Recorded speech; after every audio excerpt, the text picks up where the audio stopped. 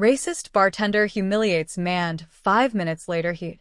What happens when you misjudge someone based solely on their appearance?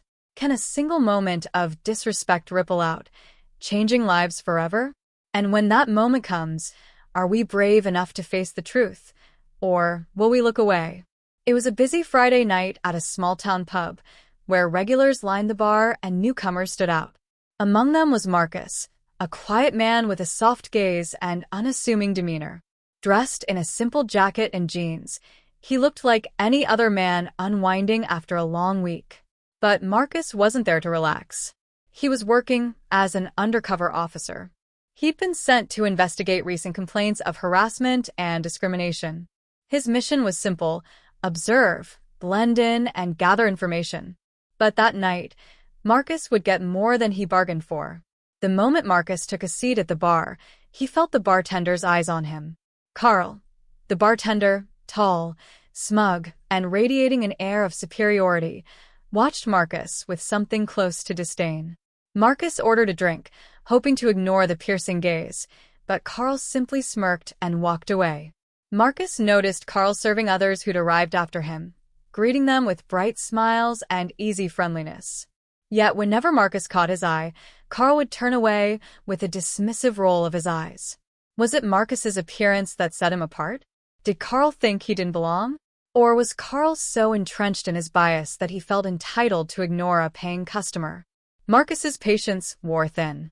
After nearly 20 minutes, he finally spoke up, keeping his tone calm, though frustration edged his voice.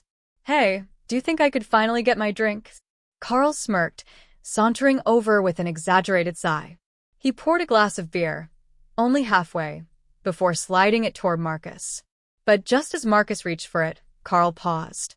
Then, with deliberate malice, he tipped the glass, letting the beer spill over Marcus's head. The room froze. Gasps rippled through the crowd, followed by an uneasy silence. Some exchanged shocked glances. Others raised their phones to record. Marcus sat perfectly still, feeling the cold beer drip down his face. Inside, he was boiling, but he couldn't afford to lose his composure. He wasn't just a man at a bar, he was an officer on duty. How many others had faced this kind of humiliation here? How many times had Carl gotten away with it? Carl crossed his arms, his smirk turning into a mocking grin. "What, you think drinks are free just because you're here? Think again." Marcus took a deep breath, the weight of the situation pressing on him. Revealing his badge now would mean ending the investigation early. But could he just walk away? Not after what had happened. Not after being humiliated in front of the entire bar. He glanced around, reading the crowd's expressions. Some looked away, avoiding eye contact, while others watched curiously, waiting to see what he'd do. But no one spoke up. The silence was deafening.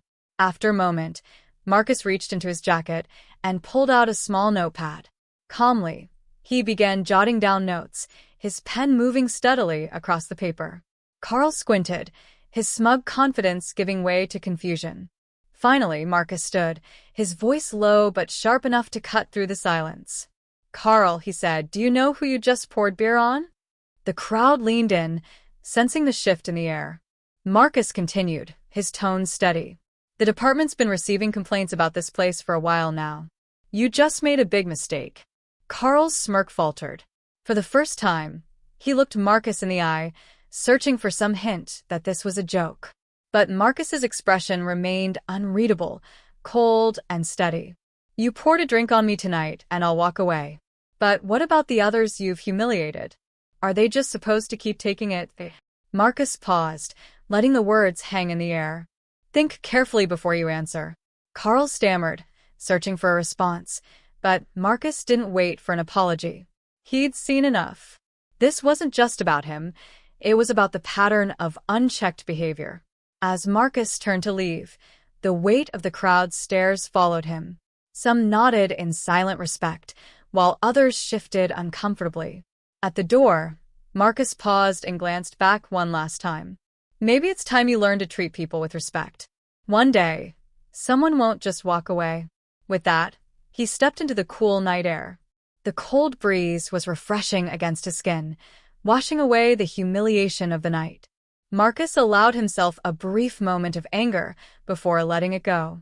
Justice would come, not tonight, perhaps, but eventually.